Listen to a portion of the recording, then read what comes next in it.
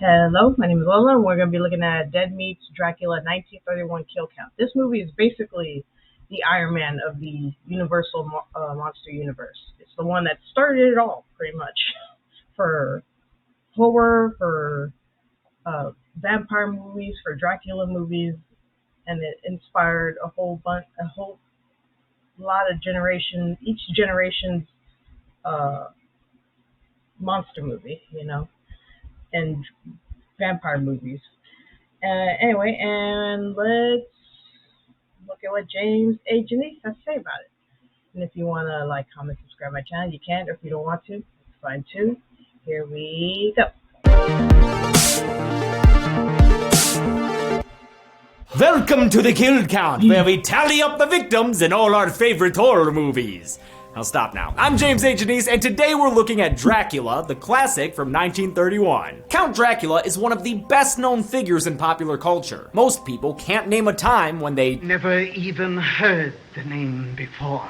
He's been featured in over 200 films, including non-English language films, animated films, and, adult films. He's been parodied in comedies and cartoons, plastered all over merchandise, and is the final boss of a prominent video game series. Whether he's depicted as a rat man or an absolute sex pot, Count Dracula is freaking everywhere. The Count was created by Bram Stoker in his 1897 novel Dracula. The character was inspired by vampires of folklore and named after, but not based on, the 15th century Transylvanian prince Vlad the Impaler. Earlier screen adaptations include a now-lost Hungarian film from 1921, and of course, F.W. Murnau's Nosferatu, a silent German film released in 1922. Universal's Dracula is the first sound film based on Stoker's novel, or more accurately, based on the Broadway play based on Stoker's novel. Aside from a couple of earlier silent flicks that generally aren't counted, Dracula is also the first film among the Universal monster movies, which was probably the earliest cinematic universe. That means Dracula is basically Universal Horror's Iron Man. As classic as it is, especially with Bela Lugosi's iconic performance, Dracula does feel a bit more shoddy than the later Universal films, including Frankenstein, which would be released later the same year. Director Todd Browning, a prolific silent filmmaker, struggled to adapt his style to movies with sound. Some sequences leave Dracula feeling extra old-fashioned, which is compounded by its complete lack of any special effects. It also has a lackluster ending, in my opinion. But none of that stopped it from being a huge success upon release, nor can it negate its massive, persistent influence. Since this movie started a movement, only makes sense for today's sponsor to also be Movement. Movement is an accessories brand that's best known for their watches, like this one. It's called Raptor Honey Smoke. Boy, does that sound delicious. Nowadays, Movement has grown to have way more than just timekeepers. For instance, do you want to rock some wrist bling without a constant reminder of time's never-ending march towards oblivion?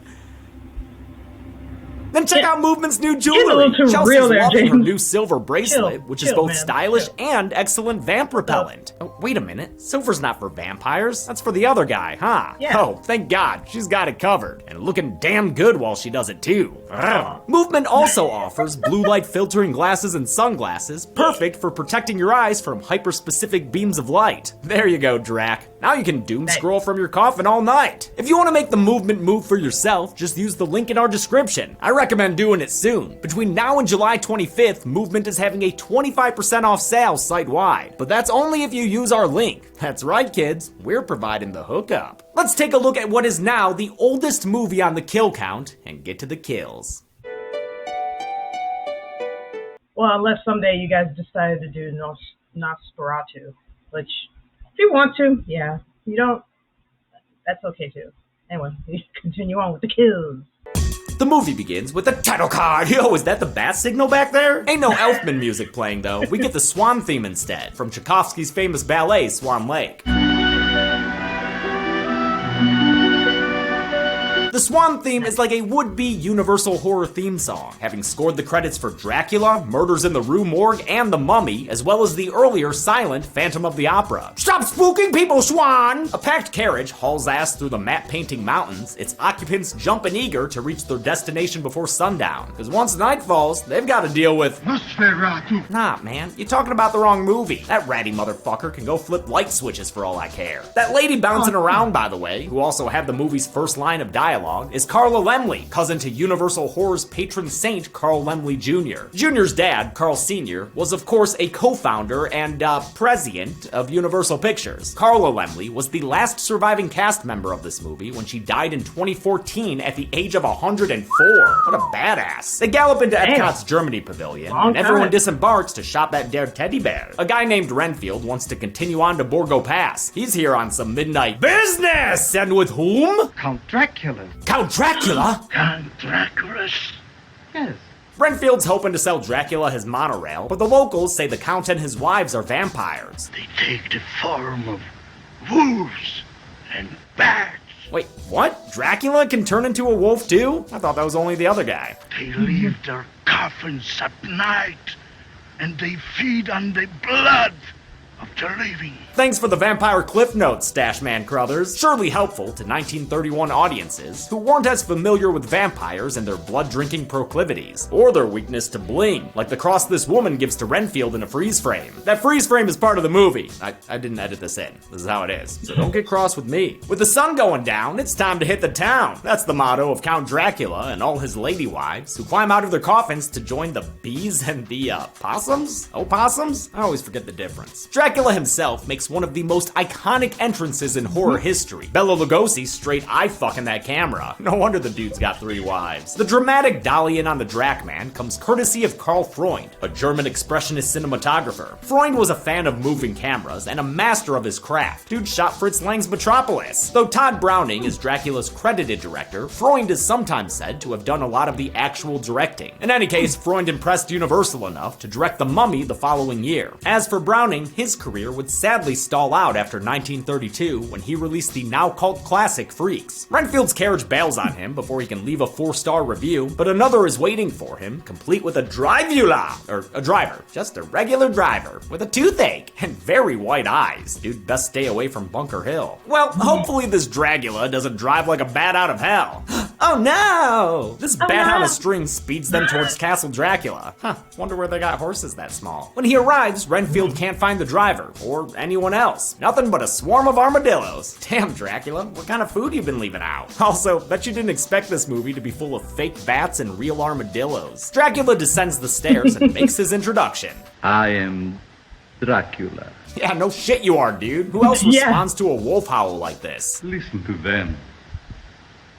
Children of the night. What music they make. Is he about to start rapping about a zing? Bela Lugosi was a Hungarian expat who left his country to escape political unrest. He had to learn early roles phonetically since he couldn't speak English at first, but eventually wound up on Broadway in 1927 when he started playing Dracula. Despite the experience, he still had to lobby Universal and take a pay cut to earn the role on the big screen. Earlier choices for a Dractor included the Man of a Thousand Faces, Lon Chaney, Caligari cabinet member Conrad Veidt, and John Carradine, who'd get his turn in the cape in the 40s in House of Frankenstein and House of Dracula. Many amazing actors have played Dracula, but Lugosi is still the most associated with the role. Bela Lugosi showed the world I could never do his voice, man. how a vampire was supposed to look, how a vampire was supposed to act, and how a vampire was supposed to talk. Not only that, he also showed how a vampire should steal your girl. Well, my father's performance in Dracula brought him to the attention of, in particular, the female portion of the audience. They loved his performance. They must have found something of sexual overtones in it. Yeah, dude, your dad is hot. He's a fancy-looking guy, a straight-up glampire, even if he can't afford his castle's cleaning fees. Dracula's castle was a big set with good feng shui, and Universal got double the use out of it. In an early effort to reach non-English-speaking audiences, Universal produced a Spanish-language version of Dracula simultaneously. So the cast for the English version would come in the morning, started shooting at 8 o'clock, and the Spanish cast will come in the evening. We shot all night long till next morning, because we use exactly the same sets. Directed by George Melford through an interpreter, since he didn't speak the language, the Spanish crew would look at the English language footage and use it to one-up their counterpart production. That's why it's sometimes considered the technically superior film. It also had better optical effects and was quite a bit sexier. Just check out the décolletage on its Mina, played by Lupita Tovar. Drac offers Renfield decaffeinated coffee and a Bloodweiser while he looks over the deed to his new home, Carfax Abbey, in England. Renfield's into real estate and is making the transaction. If only he could stop pricking his finger. Oh man, why are you squeezing the blood out like that? The red stuff makes Dracky light up like Audrey too, but Renfield's cross keeps him away. Ha, 2 for flinching, bruh. After Dracula bids a good night, Renfield opens the door to let the cool night fog in. Shouldn't have done that, dude. This is bat country. Wait, did the bat bite him? Or just kind of flutter around his head? I can't tell, but Renfield faints either way. Calm down though, batty biddies. This ain't your midnight snack. The head bat in charge pulls rank and claims the realtor for himself. He shoos his wives away and completely out of the movie apparently, since we never see them again. Okay, Jerry, you can lay off the fog machine. The next night they set sail for England across somebody's bathtub. The shots of the ship's crew are actually taken from the Stormbreaker, an earlier Universal silent film. Below deck, Renfield's already completely Joker-fied and wakes up his new master to ask if they're still going to GameStop when they land. And already. We'll keep your promise when we get to London, won't you, Master? Annoyed, Dracula blows him off to watch the crew's Benny Hill routine. Drac doesn't get British comedy though. His taste in humor is more irony. So he slaughters every last deckhand like a T-Rex headed for San Diego. An exact body count is tricky thanks to these cutaways and the constant buckets of theme park water, but the most crewmen included in a single shot is 11. So that's what we're saying the count gave us for the count. This includes the captain, whose corpse is found tied to the wheel when the ship lands in beautiful sunny London. The headlines scream bloody murder, pitch at least 2 great metal band names, and blame poor Renfield for the kills. Oh, come on, you're gonna blame this guy for murder? Oh, yeah, never mind, that's fair. Dracula lets Renfield rot in the madhouse as he puts on the Ritz and roams the streets. The first woman he finds sells, Flowers you got no, sir? flowers for your butthole? What? Flowers you got no, sir? Okay, lady. My name is Draculio. I need peonies for my buttonhole. Dracula stares at a car with its high beams on and then slow dances the buttonhole beauty behind a barrier. He'll never flower another buttonhole again. Really? As the police Butthead furiously whistle at the corpse, the killer pairs his dinner with a show. Oh shit, dude. Is this the prequel to Abraham Lincoln Vampire Hunter? Dr. Seward. Yo, Seward, Lincoln might really be here after all. Dr. Seward here is Dracula's new neighbor at Carfax Abbey. Seward's daughter is Mina, her fiance is John Harker, and their friend is Lucy Weston, who connects with Dracula over a poem about death. To die, to be really dead, that must be glorious. Mina's not as into Drac, and her himbo John gets into a pissing contest with the Count. I should imagine it would need quite extensive repairs. I shall do very little repairing. One of the funniest parts of Dracula is how often and severely John Harker gets his shit wrecked. Moose even piles on when the girls gossip about the Count that night. Oh, I suppose he's all right. But give me someone a little more normal. Like John? Get his ass, Lucy. I like this little scene between these characters. In some adaptations, Lucy and Mina's friendship is a bit more sapphic, something that many people say is subtextual in Stoker's novel. It's not present in this movie, but Lucy is more sexually open, a common trait for the character that lends itself to all sorts of fun analyses. Roaming the streets of London in search of his new goth girlfriend, Dracula finds Lucy's window and enjoys a Victorian striptease. Once the hot shoulder action is over, he flaps his fake badass into her bedroom and checks her neck for asymmetrical moles. None spotted, but there will be symmetrical bite marks soon enough. Dracula was made to be released in both sound and silent forms, and eerily quiet sequences like this one show it's effective either way. If you do prefer a soundtrack for your terror though, most home video releases include an optional score composed by Philip Glass in 1998.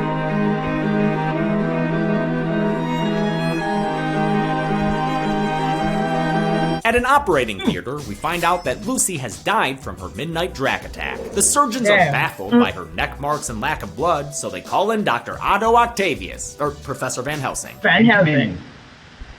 We are dealing with the undead. What, like that ratty motherfucker? Yes, Nosferatu.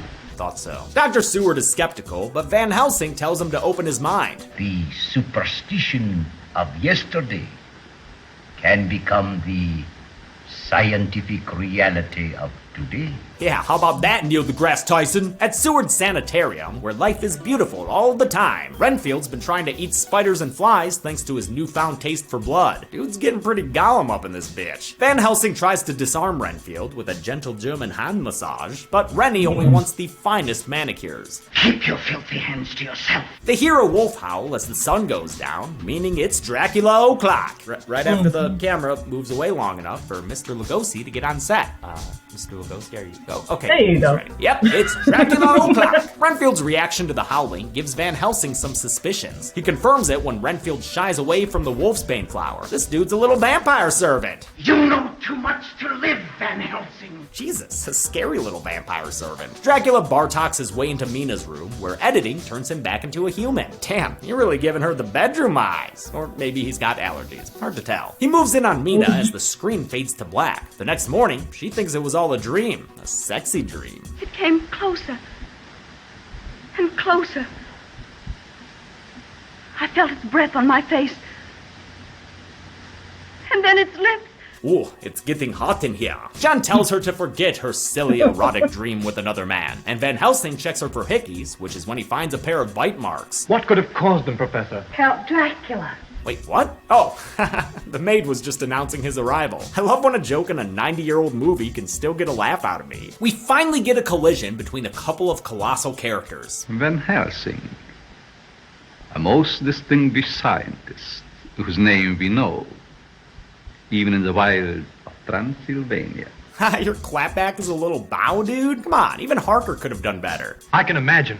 Maybe not. Turns out Dracula's been sliding into Mina's DMs and telling her spooky anecdotes. Dude all but kisses her goodnight right in front of her fiance, so Harker prepares to whoop some Eastern European ass. Van Helsing holds him back, though, because the Count's ass ain't got no reflection. It's a straight-up invisible ass. And I thought that was only the other guy. Hell of a discovery, Van Helsing. Gonna keep it close to your chest, or... Look.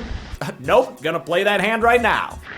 Get that shit out of here! With such a suspicious reaction, Drac's gonna have to cover by saying something normal. For one who has not lived even a single lifetime, you are a wise man, Van Helsing. Maybe next time. He leaves and transforms into a wolf off screen, because, yeah, shapeshifting is one of many Nosferatu's at his disposal. Van Helsing tells Seward and Harker that Dracula's a bona fide vampire. When Harker presses X to doubt, the professor says he's playing right into them bad hands, or wings. The strength of the vampire is that people will not believe in him. Tell you who does believe in vampires, Harker's fiance, because she's having a midnight meeting with the Count, getting all up under that cape. Renfield shows up all of a sudden, giggling and staring with his creepy wide eyes. He tries to warn them that Mina's in danger until a bat appears and tells him to shut the fuck up. No, Master. I wasn't going to say anything. I told him nothing. I'm loyal to you, Master. Wow, Rennie, you're just as self-incriminating as the Count. Let's see if your denial game's any better. Dracula? I never even heard the name before. You don't know him. Renfield's performance has a lot of different shades to it, all played enthusiastically by Dwight Frye, who we saw as Fritz in Frankenstein. Frye appeared in a number of Universal horror films, but sadly died of a heart attack in 1943 at the young age of 44. A maid rushes in and says she's found Mina unconscious on the lawn. Again? That girl's gotta lay off the fireball. The experts and John rush to check on her, leaving the maid alone with the giggling madman.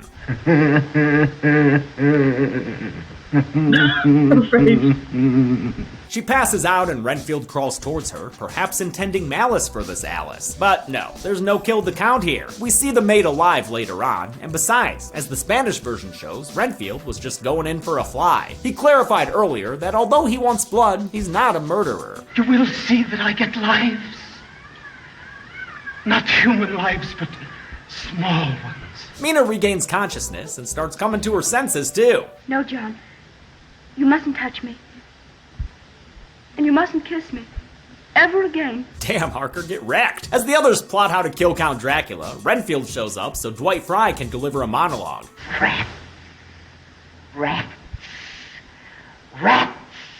Oh, is that one from Willard? Before they can call the Orkin Man, they get a visitor. Dracula is in the house. In the house! Everybody in the back! In the house! In the house! The side players leave so the big boys can confront each other. Dracula and Van Helsing put their cards on the table and face off as high society types do, with spirited debate. The great performances keep the scene from succumbing to its staginess. Like Lugosi, Edward Van Sloan was conscripted from the Broadway company. We've also seen him in Frankenstein, where he played Dr. Waldman. Van Sloan would put on the Coke bottle glasses again, again for this movie's sequel, Dracula's Daughter, an underappreciated gem in the Universal canon. Dracula gives up on the marketplace of ideas and tries to use the Force instead. Van Helsing almost surrenders to the goth side, but in the end, resists by sheer will. Drac then moves in for a conventional kill, only to get foiled by a pocket cross. This round goes to the German, but the Drac attack will be back. In the honeymoon suite, Mina's walking around like she's finally found a purpose in life. You're so...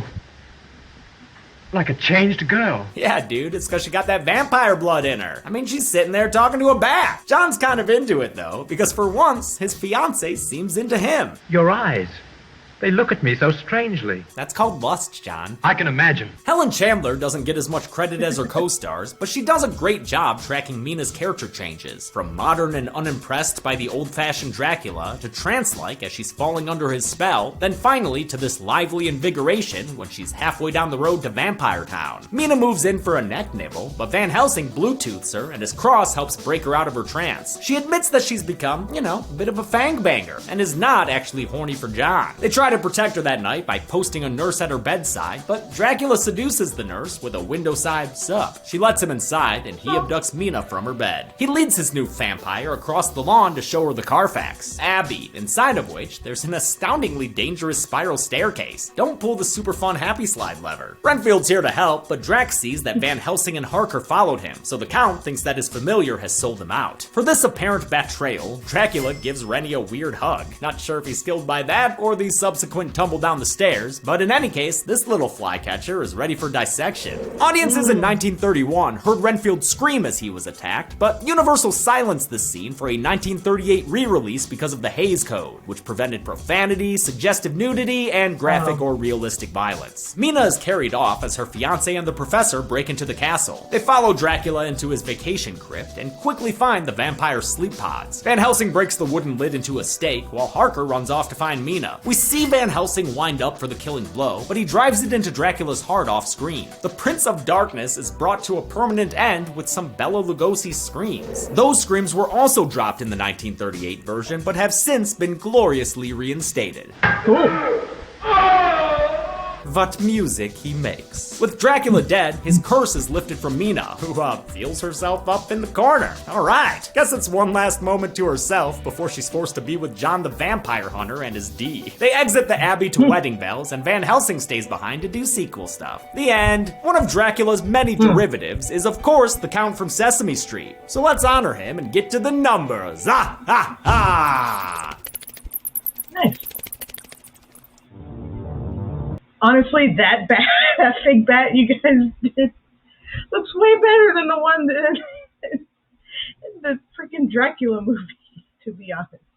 Yeah, and I can never do freaking Dracula's voice. Like, I can't do it. I've gone through suck your blood. Yeah, I can't do it. I can't do it. I've tried over and over to do it. Anyway, to the numbers. 15 people died in Dracula, with only 2 of them women. The rest were all men. Huh. You'd think a vampire pie would be a bit more red. Compared to his pals that I've covered, Drac had 10 more deaths than Frankenstein and 90 fewer than the Invisible Man. Never forget that train crash. With a runtime of 75 minutes, we had a kill on average every 5 minutes. I'll give the golden chainsaw for coolest kill to Renfield. Almost every kill happens off screen, but with Rennie, we get to watch him fall down the stairs like Father Karras. Dull machete for lamest kill goes to Dracula himself. An icon shouldn't go out as a sound effect. Come on! And that's it. Dracula came out in 1931 and kicked off 2 decades of Universal's so-called monster rally films. I'll mash with more monsters soon, but until next time, I'm James A. Janice. This has been the Kill Count. On the next Kill Count. The 1970s were a happening time with social changes. Oh, is that it challenged the Blackula? way things Oh were my in America. God. Next year, we move to the suburbs. Out of this new cultural landscape came Blackula, a blaxploitation take on the classic horror film. Solid. Despite its punny name, Blackula isn't a parody. This isn't some nut from a Halloween party. That man is the real thing. It's a funky police procedural set in contemporary Los Angeles, with modern versions of Dracula and Van Helsing sparring with each other between trips to the club. What do you have? Make it a Bloody Mary. Blackula is a real fun time, with an excellent cast led by William Marshall as the coolest motherfucker to ever wear a cape. I'd like to beat him out of that key. Watch it for yourself this week. That's why I'm here. Then on Friday, tune in for the Kill Count, only on Red Meat. What do we do now? Well, we wait. Blackula can currently be watched on the pictured streaming platforms. Demi always recommends you watch the movie for yourself before its kill count. It's the only way to have your own properly informed opinion. Kill counts are never meant to replace the experience of watching a film. Hey, thanks for watching the Dracula Kill Count. It feels so good to get back to a Universal classic. I haven't covered one since Invisible Man in 2020. Please don't shy away from these movies just because they're old. They're still really fun to watch. They all have this wry sense of humor to them. It's great. Also, remember to wear my wedding ring for this one. That's one. Let's keep that streak going, James. I want to thank some patrons like Lee Smith, Matt Broman, Mike Triolet, Oh God, It's Retro, Rabid Zombie, Sequoia Fold, and Sky K. God, I love dressing up for kill counts. Thanks, everyone. Good people. I suck at that accent. Oh, don't trust me, dude. You don't suck at it worse than I do. Jesus, I can't even do it. Like, you do it way better than me. Don't lower your you know, your talent, dude. Like, it's way better than mine, man. Anyway, that's the Dracula 1931 kill count by Dead Meat. And like James said, don't overlook these movies just because they're old. I honestly think that these movies, all of them, should earn some type of respect. Because without them, we wouldn't have the horror movies and monster movies that we have now. Because they inspired so many. And yeah, that's it. And if what was I gonna say? Yeah, look, yeah, you know. Like if you want, check these movies out, these Universal monster movies. Like, you can if you want to, but just, try to keep them in mind because, they're classics, and of course there's gonna be some scenes that like, that are weird and like, that just like, they don't feel like a horror movie. Anyway, that's it. Everyone take care of yourselves and each other, and I'll see you in the next one. Bye.